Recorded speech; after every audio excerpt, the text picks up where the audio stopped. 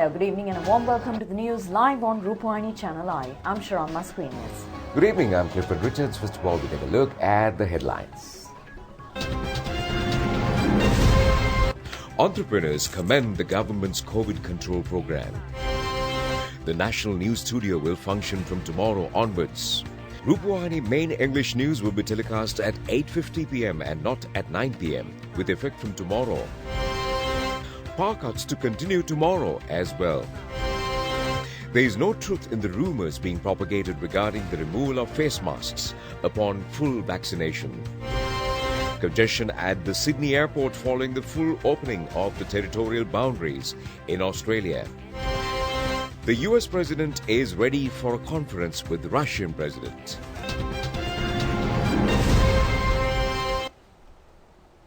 Moving on to the stories in detail. President Gotabaya Rajapaksa invited local entrepreneurs to invest in local industries and join in the process of nation building. The President made these remarks at a discussion held with large-scale entrepreneurs in various fields at the Presidential Secretariat today.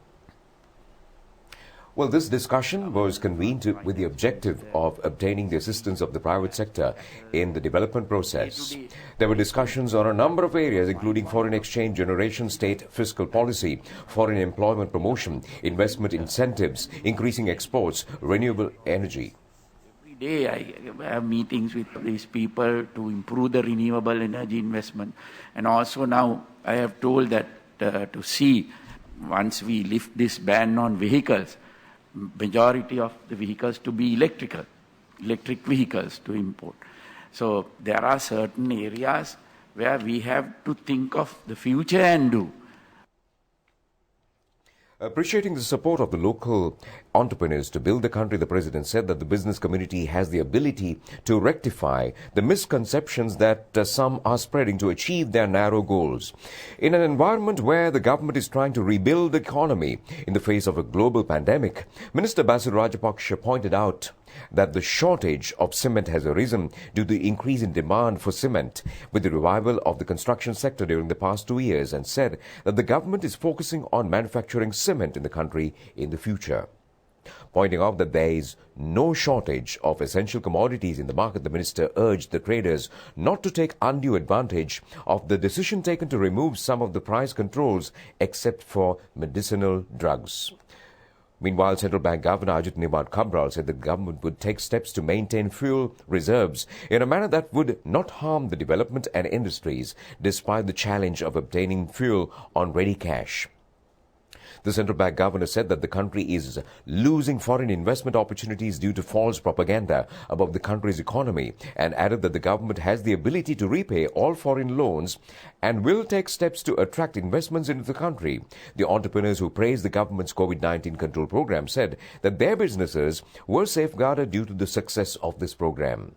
They pointed out that Sri Lanka received a large number of orders due to the failure of some countries to effectively control the pandemic. The country is witnessing a large revival in the tourism sector in the post-COVID-19 period. The entrepreneurs noted that the need to enhance the facilities to promote tourism is essential.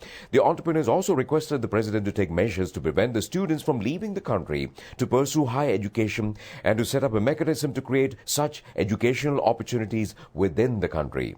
Secretary to the President Gamini Senarath, Principal Advisor to the President Lalit Peeratunga, Finance Ministry Secretary S.R. Artigala, and many entrepreneurs who in the various fields were present at this meeting. We at the national television, who have been engaged in responsible news reporting, winning the confidence of the viewers for 4 decades, are ready for a novel change. There is only less than 24 hours for the transformation. Our objective is to make the SLRC News your own news coverage, which focuses attention on the people's problems. In order to do so, we are making changes in the news content and lineup of news items. The national television, as always, gives room to the voice of the political groups, whether they belong to the government or the opposition. We, as usual, cover all sectors, including economic, social and cultural, giving prominence to the thrilling and crucial news items of the day in a different context. Our aim is to get more closer to you.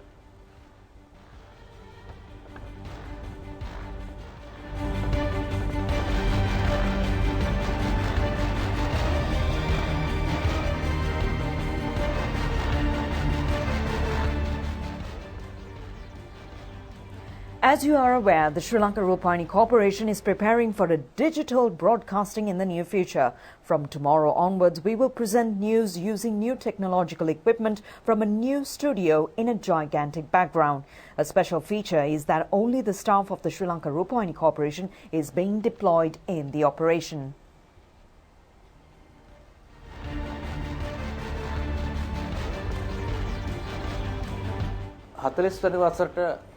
Deputy Director General of the Sri Lanka Rupavahini Corporation, Kapila Dasanayake, said, on this occasion, Sri Lanka Rupavahini Corporation celebrating its 40th year in existence, all studios of the national television have the capacity to make productions via full HD technology.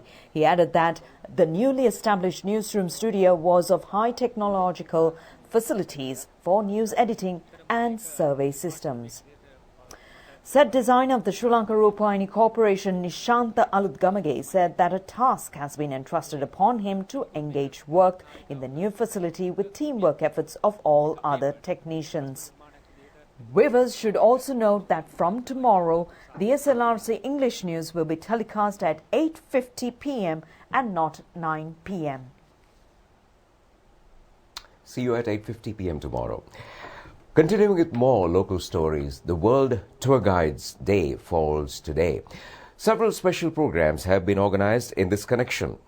Well, the event is being celebrated since February 21st of 1990 with the participation of 15 countries.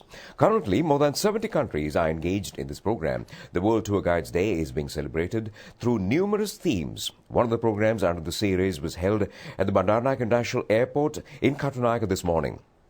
On this occasion, a blue marnel flower and a tea packet of a Sri Lankan brand name has been presented to every incoming tourist to the country. The National Tour Guides Lecturers Association was responsible in holding this program. It has also been pointed out that around 90% of Sri Lankan population has been subjected to vaccination. As a result, tourists arriving in Sri Lanka are able to reach their destination safely. The National Tour Guides Lecturers Association says that one of the objectives of the day's program is to convince the international community that Sri Lanka is a safe and a secure tourist destination.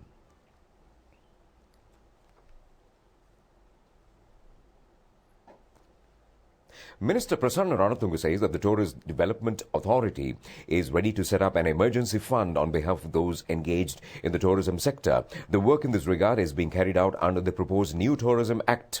The minister further said that the government is also implementing a special program to safeguard those involved in the tourism sector. Accordingly, provision of an allowance of 2,575 registered tour guides have been completed at a cost of more than 48 million rupees. The tourism sector, which has been subjected to a setback due to the COVID pandemic, is gradually returning to normalcy. The minister has added that nearly 150,000 tourists have visited Sri Lanka since the beginning of this year until the 19th of this month.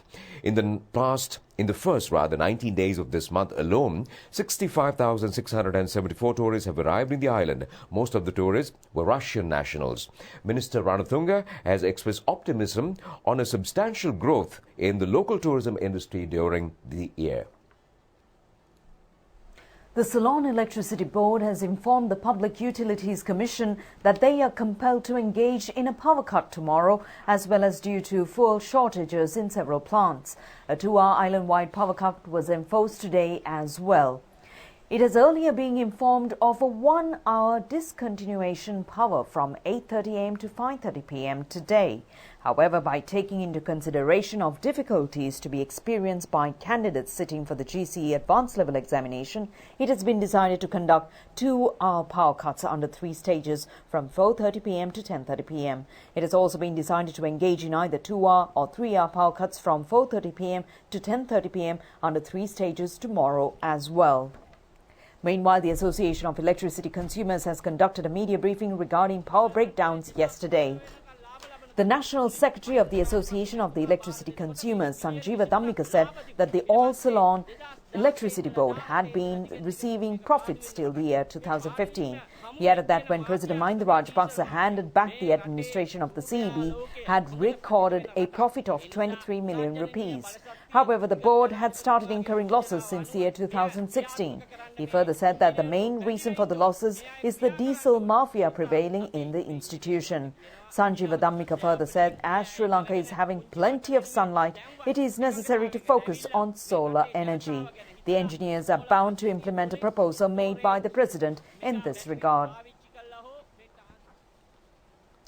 Prime Minister Mahinda Rajapaksa has presided over the International Mother Language Day commemoration ceremony at the Independence Square in Colombo today. Well, the theme of this year's event is Mother, Mother Language and Motherland. The aim of the Mother Language Day is the stability of peace, proliferation of multilingual usage and safeguarding of mother languages worldwide. The Sri Lanka events of the day have been jointly organized by the Office of the High Commission of Bangladesh in Sri Lanka, the Ministry of Education, Sri Lanka Residential Coordinator of the United Nations and the Sri Lanka Boy Scouts Association. The ceremony has commenced with the remembrance of those who had laid down their lives to protect the mother language. Presentation of prizes and certificates to 15 winners of the essay and arts competition organized under 3 categories in parallel to the International Mother Language Day has also taken place. The Mahasangha, headed by the chief incumbent of the Papiliyana Rajamahawihare, the Venerable Vellampitiye Sumana Dhammathero, Ministers Dinesh Gunawardena and Bandulu Gunawardena, State Minister Tarak Balasurya, Bangladesh High Commissioner in Sri Lanka Tariq Ariful Islam, Ambassadors and High Commissioners, Sri Lanka Resident Coordinator of the United Nations Hana Singha, Secretary to the Ministry of Education Professor Kapila Pereira, and Sri Lankan Permanent Representative to the International Labour Organization Simran Singh have also attended this ceremony. The celebration has been highlighted with colourful cultural features of India, Bangladesh, Russia, Maldives and France, as well as Sinhala and Tamil song creations.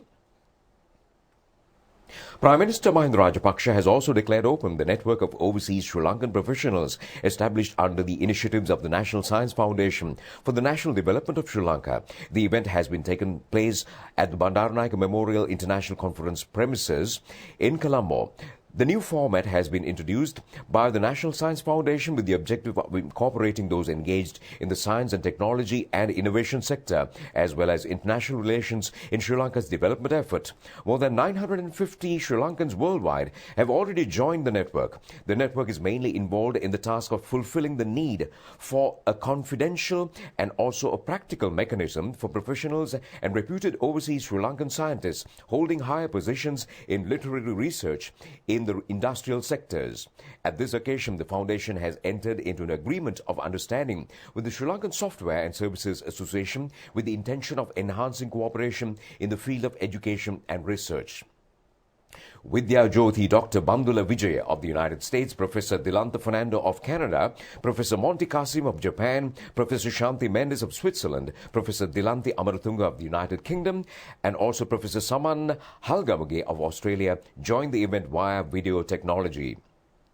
Among those who have attended the event included Chairman of the University Grants Commission, Senior Professor Sampath Amaratunga, Chairman of the National Science Foundation, Professor Ranjit Senaratna, and other ministers of the National Science Foundation, and also members headed by the Sri Lanka Software Services Association, Sandra de Souza, and other representatives of the organization have also joined this ceremony.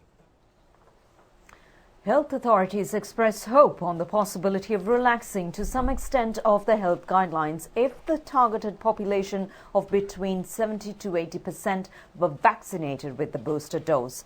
Meanwhile, they reiterate that there is no truth in the rumours being propagated that face masks could be fully removed with full vaccination.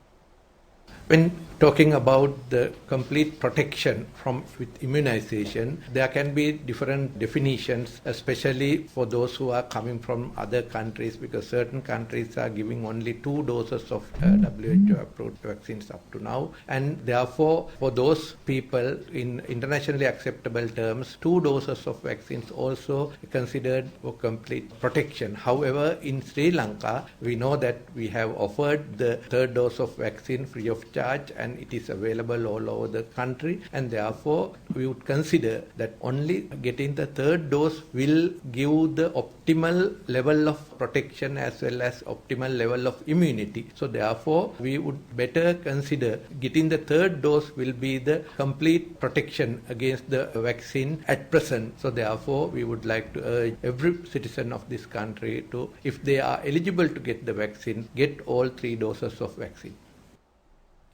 The total number of doses of vaccine inoculated on the people in the country under the COVID immunization program has been 37,421,302 persons. The first dose has been delivered on 16,849,327 persons. The number of persons who have received both doses of the vaccine is 14,082,672 persons. The booster dose has been delivered on 6,489,303 persons. Director General of Health Services has confirmed that 30 COVID-19 related deaths which have occurred yesterday. 24 of the fatalities were of the age of 60 or above. The remaining 6 victims were between the ages of 30 and 59 years. And now for the COVID situation across the globe.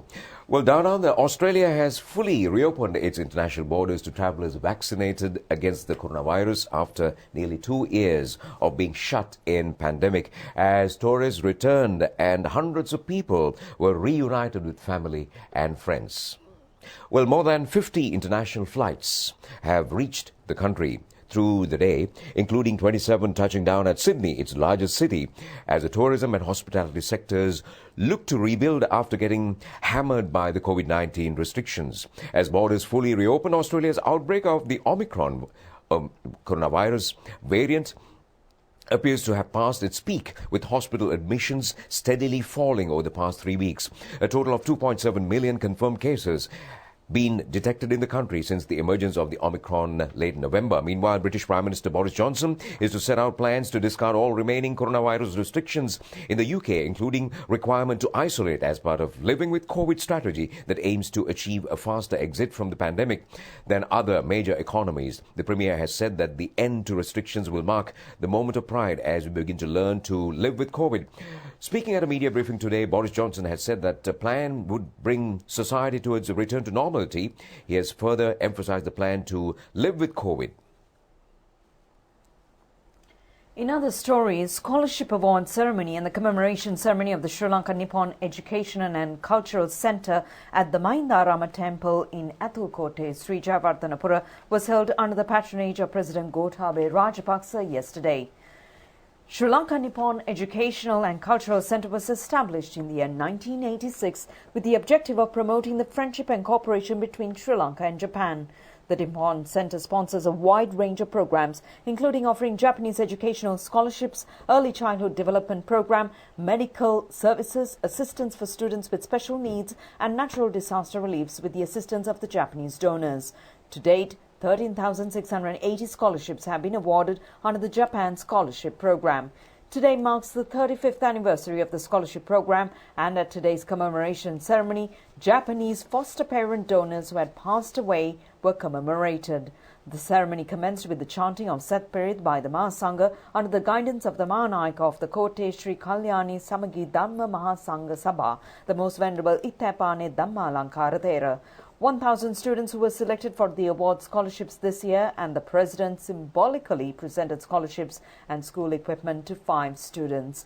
The President offered Pirikara to the Mahasangha who participated in the ceremony and paid a courtesy call on the chief incumbent of the Kote Mahindarama Viharya and the founder of the Sri Lanka Nippon Educational and Cultural Centre, the Venerable Miga Thanne Chandrasiri Thera.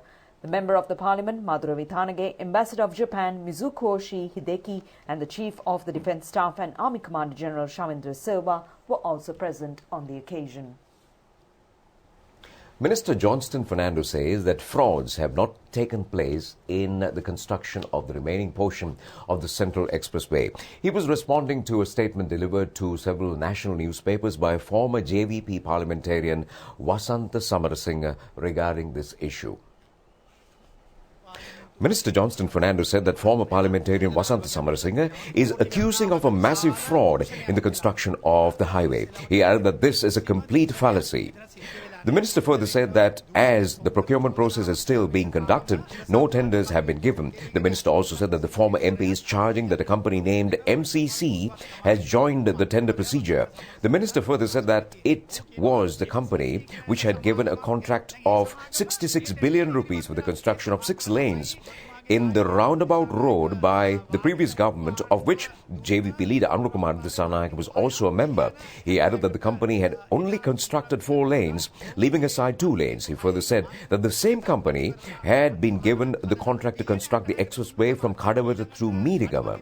This contract was also given during the first 3 months of the governments of good governance. He further said that the company had been given 18,000 lakhs of rupees in excess for the construction of 1 kilometer of roadway. He also said that under the present government, there is no room for any frauds to take place. The national television will telecast every day at 8:30 p.m. with effect from today. The Tumpane Teledrama, directed and written by director of the new generation of plays, Supun Ratnayaka.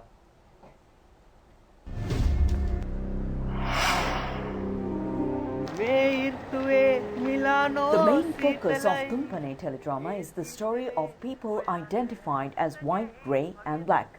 The character Vikum Siri is a driver of a refused tractor of the municipal council. He was a supporter of a politician. The story narrates how Vikum Siri himself becoming a politician.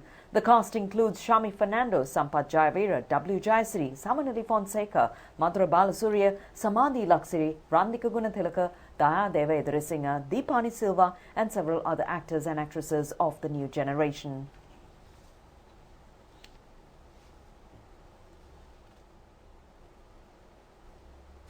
The Women's Federation meetings of the Sri Lanka Pudujana Peramuna are presently being conducted on electorate level. Our correspondents say women are eagerly participating in these meetings. The Hanguranketha Women's Federation meeting of the Sri Lanka Pudujana Peramuna was held under the leadership of parliamentarian S.B. Dissanayake yesterday.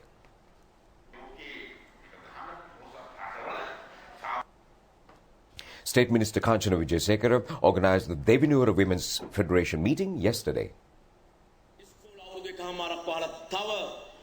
Minister Dalasala Peruma presiding over the Women's Federation meeting at Kamarupiti yesterday. And also meeting of activists of the Sri Lanka Pudujana Peramuna being held at the Beruala Electorate yesterday. It was organized by State Minister Pial Nishanta. Here's more local news in brief. The final stock of garbage imported to the country from Britain in the years 2017, 18 and 19 were re-exported by the Sri Lanka Customs today. They were dispatched through ship Ever Genius, anchored at the CICT terminal in the Colombo harbour. The final container stock included 45 containers of hospital refuse and other impurities.